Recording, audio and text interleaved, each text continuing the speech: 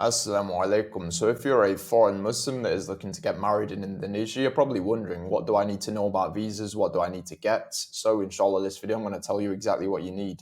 So yeah, alhamdulillah, I got married here myself and relocated as a foreign Muslim. So what I'm going to do is share all that I've learned about the visas so you have a lot more clarity, inshallah. So yeah, pre-marriage, starting there. You've got the visa on arrival or the e-visa on arrival. So this costs 500,000 rupiah, which is about $28. It gives you 30 days and it can be extended for an extra 30 days. So what you do is you either just fly, you show up to the airport and you just pay it there, or you can actually get it online in advance. So you just apply for that a few days before you come and then you get it in advance. So you don't have to do anything in the airport. So either or, I've done both, and showing up to the airport is simple enough. You just wait in a queue and then you pay it, and it's pretty simple. So you've also got what's called a C1 visa. So this is if you're going to actually be staying for quite a long time before marriage, because this visa on arrival gets you 60.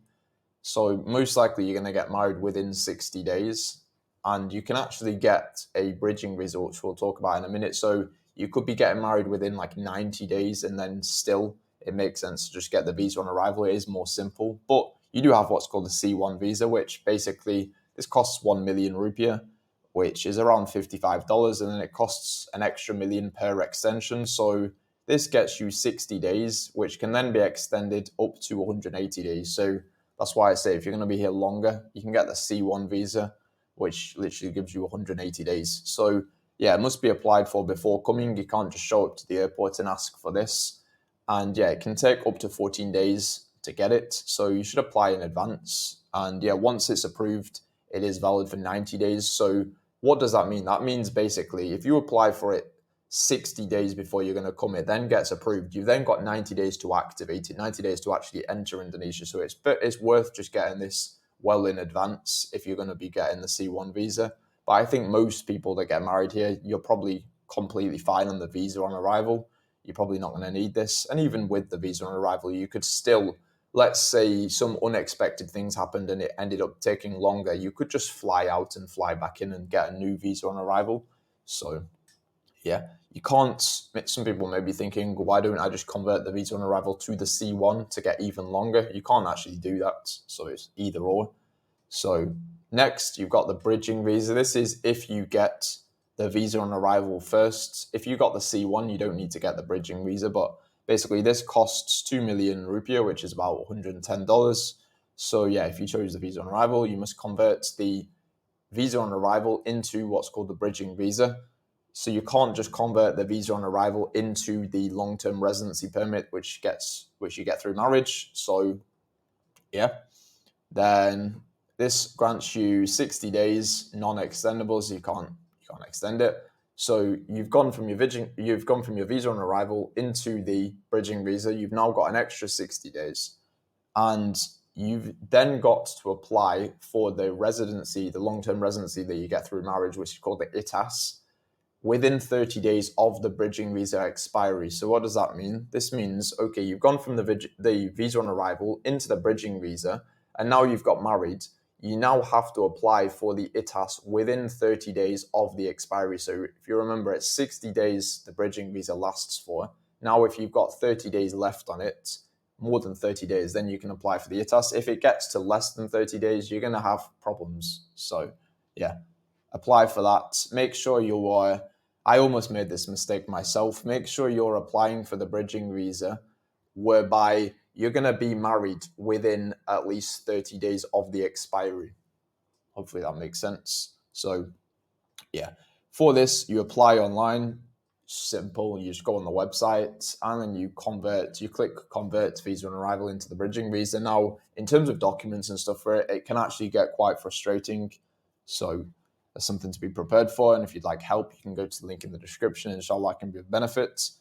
Then if you've got the C1 visa, you don't need to get this. You can just convert the C1 directly into the ITAS. So you can apply for this before marriage if you still needed longer. So yeah, that's what I was saying. Basically, if you are going to be getting married in let's say 70 days, what do? You get the visa on arrival.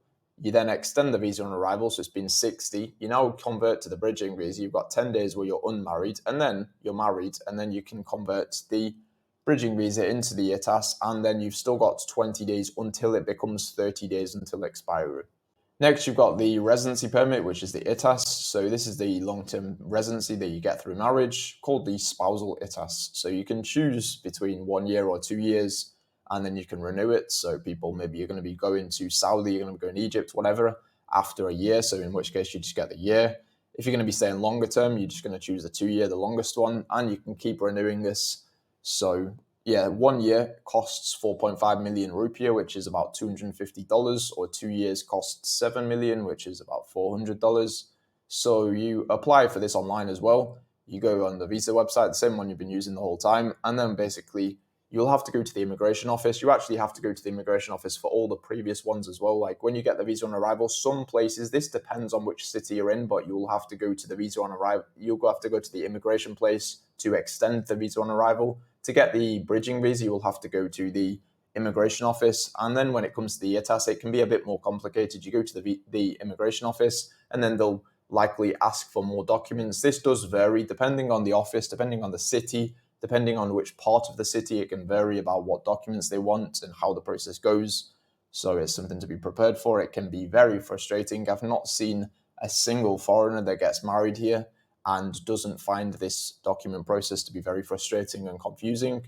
So yeah, you can enter and exit as much as you like. So if you want to go Saudi, you want to go wherever, you can go. There's no issues with that. It doesn't remove your visa if you go and fly out, which is a good thing. Then you've got the permanent residency after, which is the ITAP. So this costs 13 million Indonesian rupiah, which is around $716.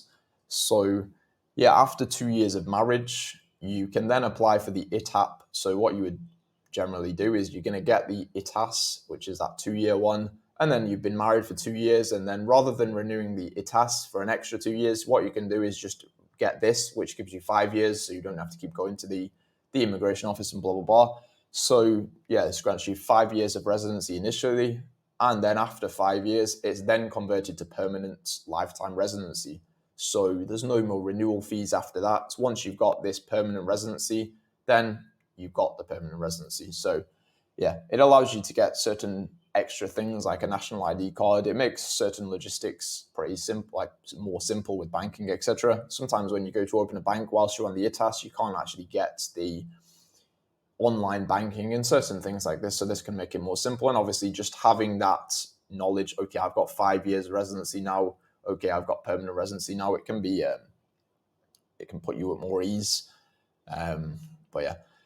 Also, it's also applied for online as well. Same website, you just apply for it. It must be applied for within 30 days of your ITAS expiry. And it can take like up to 12 weeks to get the ITAP. So yeah.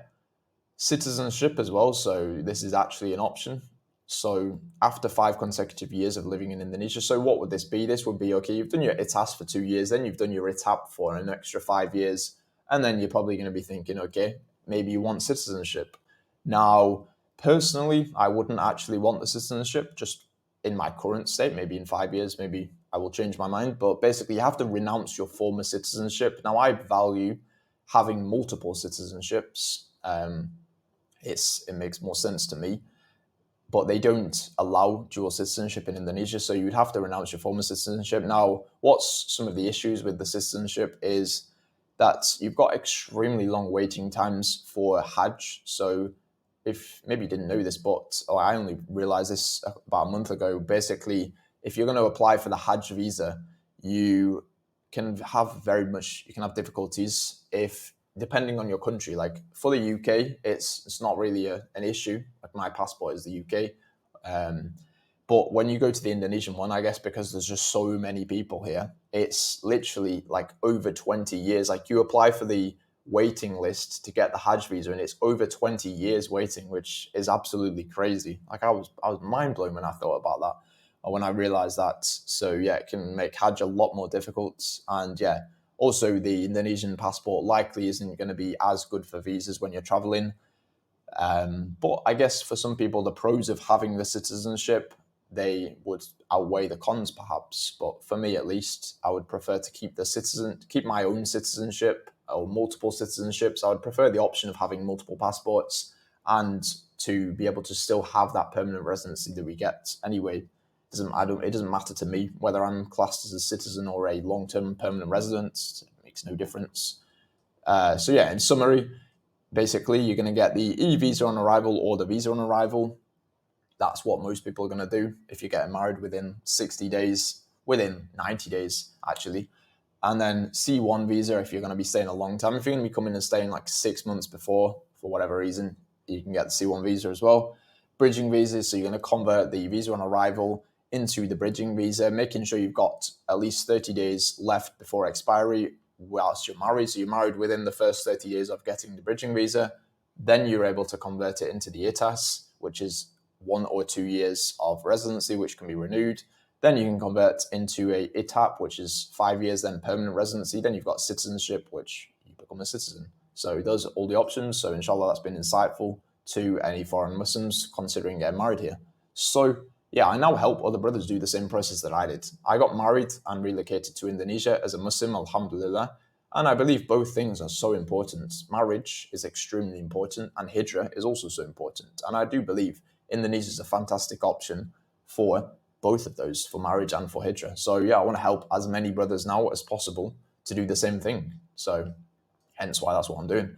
And yeah, I know how difficult it is as well to figure it all out yourself. Like this transformation is a big thing. It's a big thing, and it can be very difficult. Very, very difficult. If you're figuring out each step by yourself, there's just so many mistakes that I had to make myself, so much overspending, and obviously feeling alone. It's not an easy process to figure it out yourself. So that's why I want to help as many people as possible. Now, it isn't something for everyone.